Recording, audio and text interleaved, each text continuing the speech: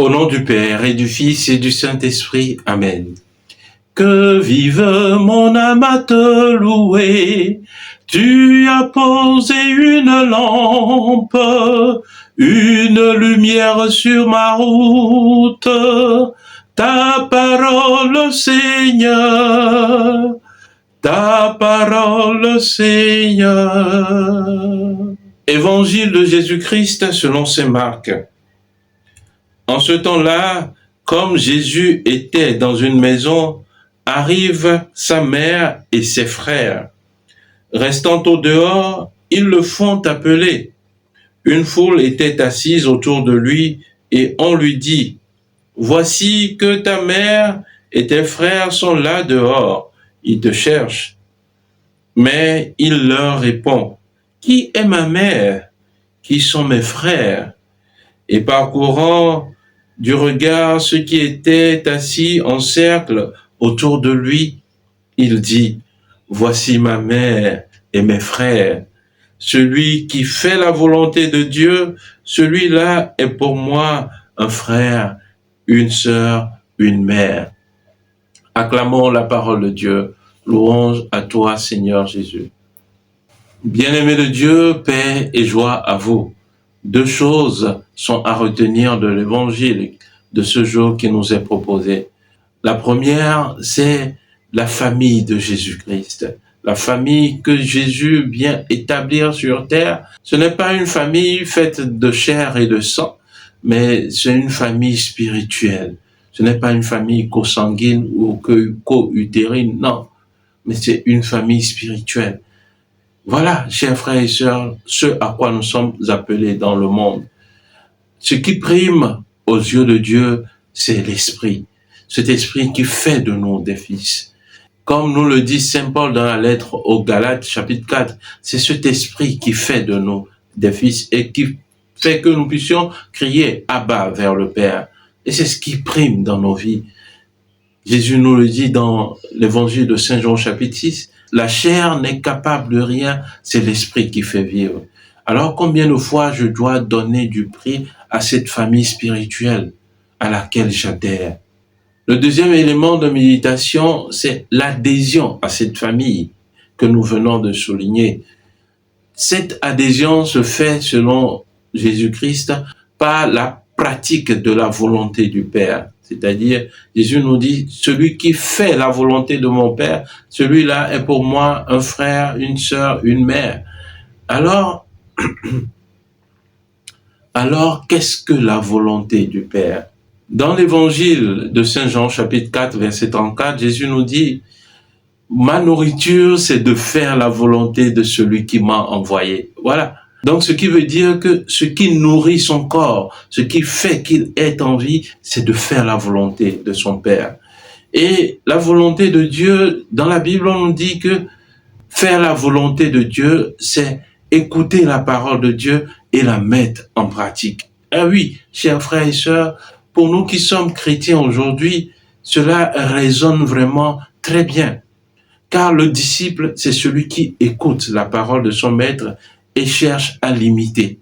Dimanche dernier, nous avons célébré le dimanche de la parole de Dieu. Alors, l'évangile vient encore à point nommé pour nous pour attiser notre élan envers cette parole-là. Alors, je dois pouvoir me demander aujourd'hui, en tant que disciple du Christ, est-ce que j'écoute vraiment la parole de Dieu? Est-ce que je la mets en pratique?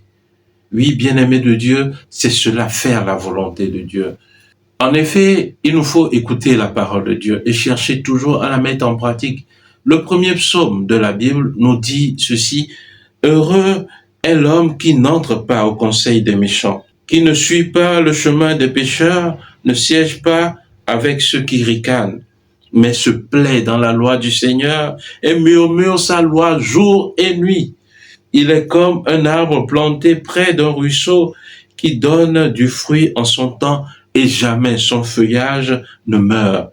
Tout ce qu'il entreprend réussira. » Alors, chers frères et sœurs, pour moi aujourd'hui en tant que chrétien, il me faut écouter la parole de Dieu, la lire, la murmurer, c'est-à-dire avoir cette parole jour et nuit sur mes lèvres. En effet, voilà comment nous pouvons réussir dans ce que nous entreprenons. Et dans le livre de Josué, au chapitre 1, verset 8, Dieu dit ceci à Josué en lui donnant sa lettre de mission. Ce livre de la loi ne quittera pas tes lèvres. Tu le murmureras jour et nuit, afin que tu veilles à agir selon tout ce qui s'y trouve écrit. Alors tu feras prospérer tes entreprises, alors tu réussiras. Voilà, frères et sœurs, nous nous évertuons à chercher les voies et moyens par lesquels réussir dans la vie.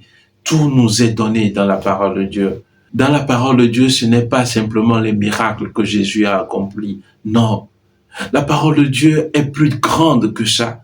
Alors, il nous faut vraiment méditer, avoir cette parole jour et nuit sur nos lèvres pour pouvoir véritablement incarner la vie de Dieu en nous. C'est cela, faire la volonté de Dieu, écouter la parole et la mettre en pratique. Dans la parabole du semeur, Jésus nous dit que la bonne terre, c'est ceux qui écoutent la parole et la mettent en pratique. Alors, ils portent des fruits à raison de 30, 60, 100 pour un. Alors, chers frères, chères sœurs, véritablement, donnons du prix à cette parole. Lorsque nous allons à l'hôpital et que nous souffrons, on nous donne un remède, par exemple. Et ce remède, peut-être parfois, nous le prenons tous les jours pour que nous puissions guérir de notre mal. Et si je nous demandais tout à l'heure que fait la parole de Dieu dans notre vie, nous serons tous d'accord que la parole de Dieu vivifie notre âme, nous guérit. Alors, combien plus, tel un comprimé, je dois pouvoir prendre cette parole au jour le jour. Je dois pouvoir murmurer cette parole, la garder dans mon cœur, la mettre en pratique. Voilà ce qu'est faire la volonté de Dieu. Voilà comment appartenir, adhérer à la famille de Jésus-Christ. Que cette parole semée en nos cœurs porte vraiment du fruit dans notre quotidien. Amen. Prions le Seigneur. Dieu éternel et tout-puissant, nous te remercions pour cette parole semée encore en notre cœur aujourd'hui. Oui, Seigneur Jésus, tu nous apprends que faire la volonté de ton Père est déjà pour nous un gage d'appartenir à la famille spirituelle que tu établis sur la terre. Nous te disons merci de nous faire entrer dans cette famille, dans cette grande famille des enfants de Dieu. Oui, Seigneur, nous te demandons humblement que ton Esprit Saint, Esprit de lumière, nous donne de pouvoir avoir un zèle renouvelé pour la parole de Dieu, un élan sans pareil pour la parole de Dieu, que nous puissions la lire, avoir cette parole sur nos lèvres, la murmurer jour et nuit, afin de réussir dans tout ce que nous entreprenons. Et enfin, que cette parole, nous puissions la garder dans notre cœur et la mettre en pratique tout au long de cette journée et tous les jours de notre vie. Nous te le demandons à toi qui règnes avec le Père dans l'unité du Saint-Esprit, Dieu pour les siècles des siècles. Amen.